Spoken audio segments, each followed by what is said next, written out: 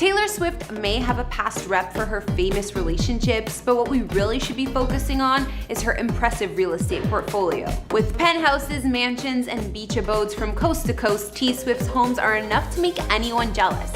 And it's said her properties are worth a total of $80 million or more. We're gonna take a look at where the star calls home, so in the words of Taylor herself, are you ready for it? In these videos, we don't reveal any addresses, and even though I've done a house tour of my own place, please do not show up at any private residences because it's not safe for anyone. Taylor Swift is a singer-songwriter whose music and songwriting, which is usually inspired by her personal experiences, has received a ton of praise over the years. Not only is Taylor one of the best-selling music artists of our time, she's also one of the world's highest-paid celebrities with an estimated net worth of about $365 million. T Swift is also a queen of reinventing herself, so it should come as no surprise her real estate portfolio is similar. She's lived in cool California homes to sprawling New York City penthouses and everywhere in between, but no matter the home, she's never gone out of style.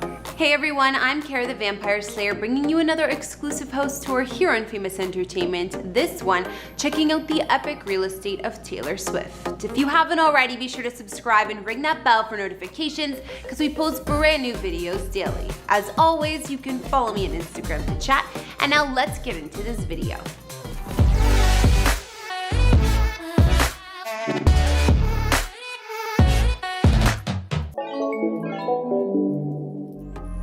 For our first stop, let's check out New York City, where T Swift basically purchased an entire block for $47.7 million. Her first spot in the big city was made back in 2014 when she bought two neighboring penthouses in the Tribeca neighborhood for $19.95 million. Then in 2018, Taylor also snagged the second floor complex in the same building for almost $10 million, which spans over 3,500 square feet of space. The Tribeca duplex has a beautiful design to the interiors by the looks of it, and there were amazing features like an indoor pool. The master suite here boasts floor-to-ceiling windows with Manhattan city views, but we can see each bedroom actually had its very own charm and unique furnishings. I love the old world touches throughout this space, which we can see in the chandeliers, headboards, and more. The informal dining room also has full walls of windows on one side, while there's also a pass-through window to the attached kitchen, which offers stainless steel appliances. Elsewhere, there's a double-height living room with a fireplace and ornate chandelier, and a cozier den has yet another fireplace and beamed ceilings overhead. Also in 2017, Taylor bought a 100-year-old 4-level townhouse next door for $18 million, which boasted features like a gym, a spa, antique wide plank wood floors, and a planted terrace with a Japanese paper glass wall. The townhouse boasted 7 bedrooms and 6 baths in total, with 3 of the bedrooms located in a next-door apartment, which is useful for Taylor's staff or guests. The townhouse is designed by famed architect Leopoldo Rosati and offers a lot of wood paneling, modern vibes, and natural light throughout. A large and open living room has skylights up above, while the kitchen is compact yet chic, comprised of stainless steel appliances and dark wood. The bedrooms were also spacious with plenty of windows and views of the city, and elsewhere in the residence there were features like a home movie theater and rooftop patio. Despite how impressive Taylor's Tribeca compound is, she's since submitted plenty of permits for over $1 million in renovations. You already know she's done some work to the place. When Taylor needs a getaway, she has her Rhode Island mansion to escape to, which she reportedly snagged in an all-cash deal for $17.75 million. The property sits on 5 acres of land with over 700 feet of beachfront, not to mention it's on the highest point in Watch Hill, giving T Swift amazing views of the water. The quiet neighborhood isn't a huge spot for most celebrities, but that may have been a draw for Taylor to get some much-needed privacy. It's rumored that her song, The Last Great American Dynasty, was actually inspired by her Watch Hill property. Let me explain. The song details the previous owners of the estate, especially Rebecca Harkness, who was the widow of Standard Oil heir William Hale Harkness. This was with whom she picked out a home and called in Holiday House, shortly before he passed away in 1957. Also, according to Taylor's song, after the 4-story home was occupied by Rebecca and Woman with Madness, Their Men and Bad Habits, It was left empty for 50 years before the singer eventually purchased it. She then goes on to sing, "Who knows, if I'd never showed up, what could have been?" Either way, the Rhode Island estate spans 12,000 square feet inside with 8 beds, 9 baths, and 8 fireplaces throughout. Not to mention plenty of space for all her guests when she throws her summer parties.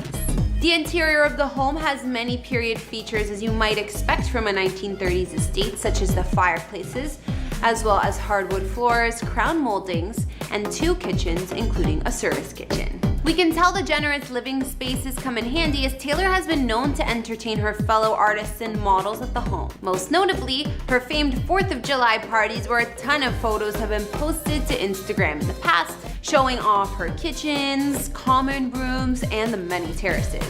Being a Nashville native, of course, T Swift also owns property here. One of her first ever real estate purchases was in 2009 when she bought a penthouse on Nashville's Music Row for $1.9 million, which spans over 3,200 square feet of space.